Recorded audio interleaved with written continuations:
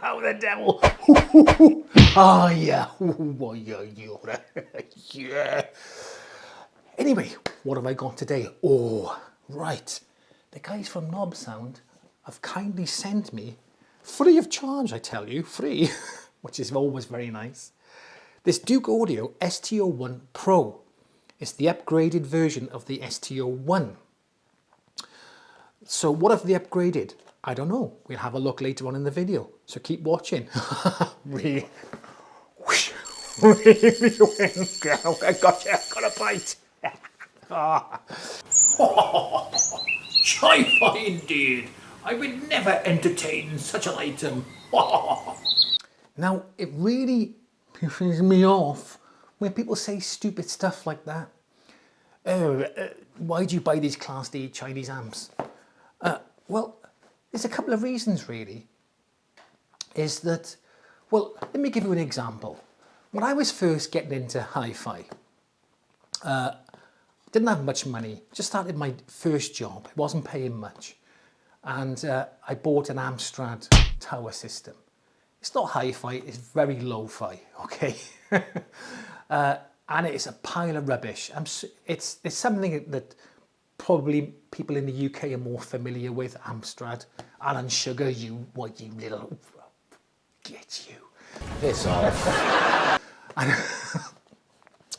And they were just really bad tower systems. Terrible sounding, awful components, really cheap and nasty. But today, people who haven't got much money, who can't afford these expensive integrated amps, can afford to get one of these. And the bonus is, these little amps are way better than a crappy Amstrad thing from back in the 80s. Way, way better. So it gives people an opportunity to get into hi-fi at a relatively low cost. And then eventually they moved on to better things. So it was a good introduction into hi-fi for them. And it keeps the hobby going. You know, the more people that get into hi-fi, the more manufacturers are going to produce good hi-fi or better hi-fi. So everyone's a winner. And secondly, you can't, if you want to put an amplifier on your PC, you can't get a full-size integrated amplifier. Well, you could, you could get a full-size integrated amplifier, but it would take up a lot of room if you've got a desktop PC. So these are ideal for that. And like I said, you know, these amps have come a long, long way from 5-10 years ago where they sounded a bit tinny and awful. I mean, the ones I've reviewed over the last year have all sounded pretty decent. Anyway, stop blabbing on, Matt. Let's get it out of the box and see what we got. Whoa!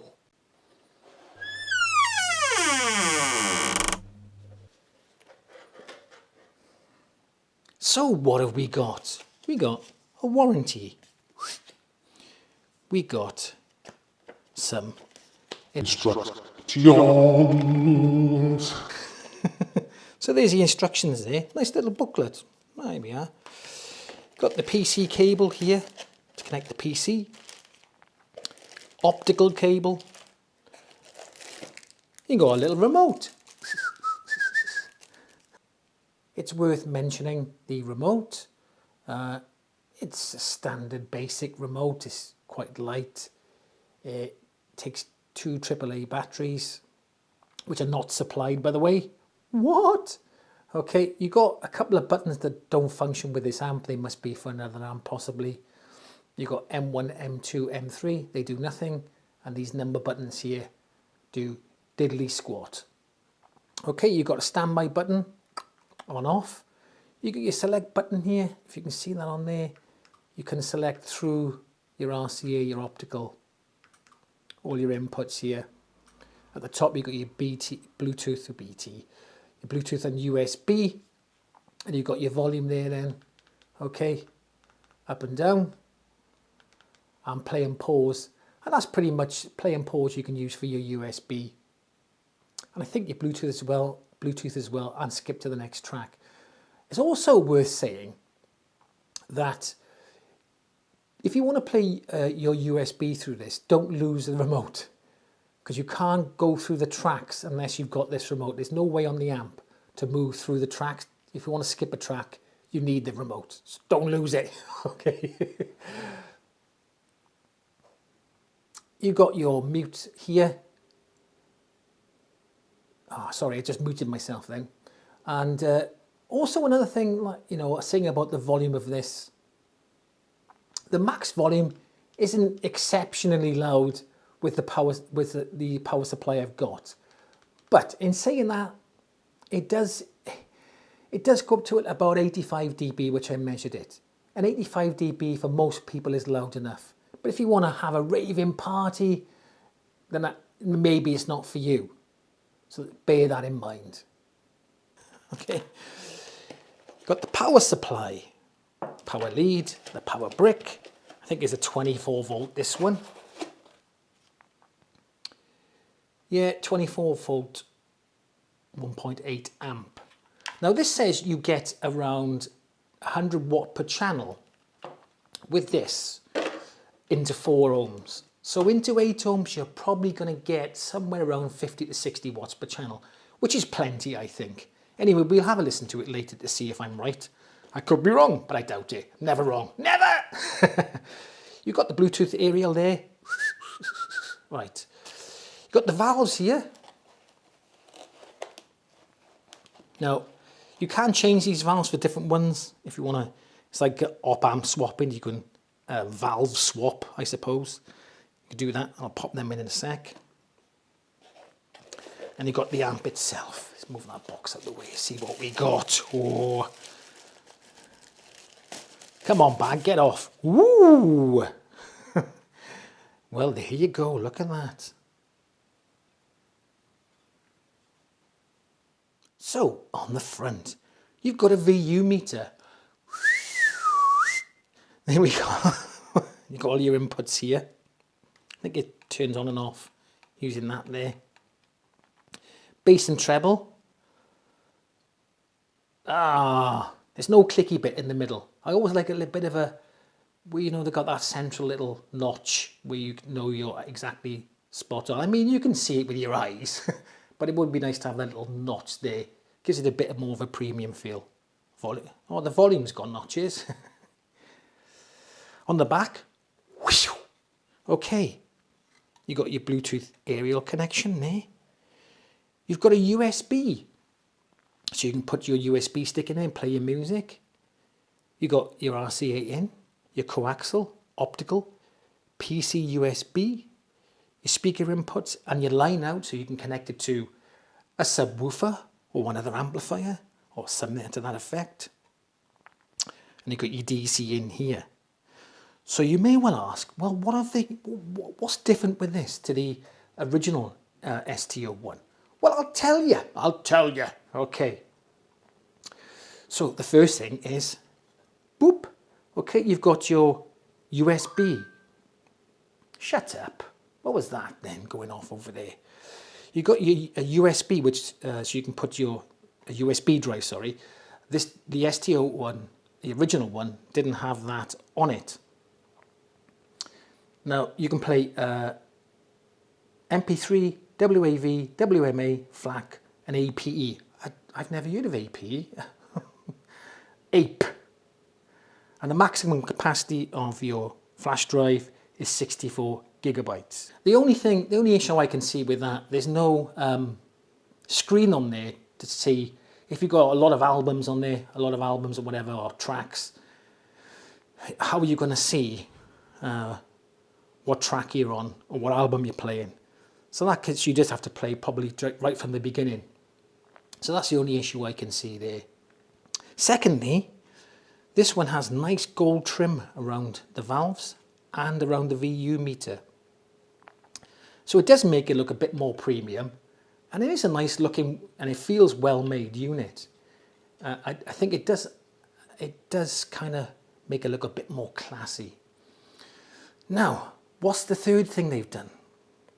Well, there we go. It's there. Can you see it there? What's that? Ooh, I wonder what that is. Well, you can adjust the sensitivity of the VU meter. A few people, you know, had some slight gripes with the fact that you had to turn it up quite loud to get the VU meter to do anything spectacular. But you can now adjust the sensitivity of the VU meter with that screw in the bottom. So there you go. They've sorted that out. They listened and they did it. Well done, Douk Audio. So the USB input is capable of 96 kHz 24-bit. The Bluetooth input is capable of 48 kHz 24-bit. We'll have a look what codecs this has got later on in the video. It doesn't say in the specs, so I suspect if they don't say it, it's normally SBC and AAC, but we'll have a look later. And the coax and optical inputs are capable of 192 kHz. Oh my God, I could speak in a minute. 192 kHz 24-bit. There you go. I said it. Bam. Right, the only thing to do now is get it connected up and have a listen to it. Yes. About bleeding time. Get on with it. Okay, time for the sound test. Now, I'm not just going to do any old sound test using it on its own. As you can see here, I'm going to put it up against the mighty Fuzzy Audio V3. This is kind of my benchmark amp for this price range, you know, these type of amps. And if the Douk Audio can keep up with this, then you're on to a winner, especially with all the other functions it's got. So, but before we carry on with the sound test, just want to address something. I did say earlier in the video that with the power supply I've got, you're going to get 100 watt per channel. I was mistaken, I was wrong. What? I said I'm never wrong. I lied. Basically, with the power supply you've got, you're probably going to get about 30 watts into 8 ohms and about 50 watts into 4 ohms. You can increase the power supply to an 18 volt, I think. But I'm going to stick with the one I've got because it's plenty loud. Powers my Dalio bronze absolutely fine. Anyway, let's stop blabbing on. Shut up, Mart. Let's get on with the sound comparison between the Douk Audio ST-01 Pro and the Fuzzy Audio V3. Ooh, come on.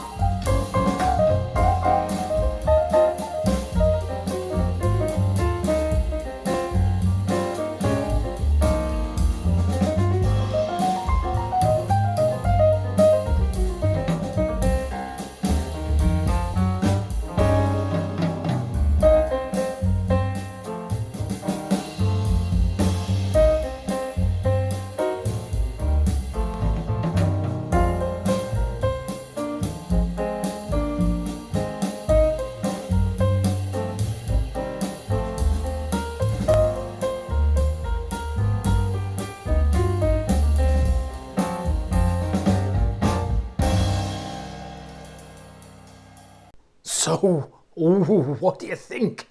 Ooh, pretty close, I thought.